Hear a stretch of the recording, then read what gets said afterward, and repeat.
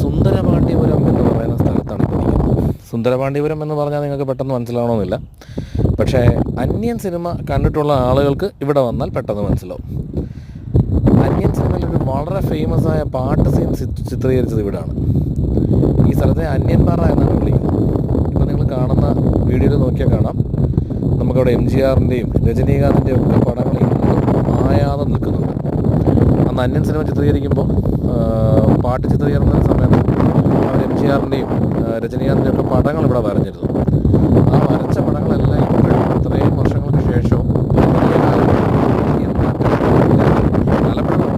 വലിയ മാറ്റങ്ങളോ മാഞ്ഞു പോകലുകളൊന്നും ഇല്ലാതെ ഇപ്പോഴും അതിലുണ്ട് എന്നുള്ളതാണ് ഏറ്റവും രസകരമായ കാര്യം. നിങ്ങൾ തെങ്കാശി വരുന്ന ആളുകളുണ്ടെങ്കിൽ തെങ്കാശി ഒരിക്കലും മിസ് ചെയ്യാൻ പാടില്ലാത്തൊരു വ്യൂ പോയിൻ്റാണ് ഈ പറയുന്ന അന്യൻ പാറ. ഇതുപോലുള്ള കൂടുതൽ വീഡിയോസിന് വേണ്ടി സബ്സ്ക്രൈബ് ചെയ്യുക.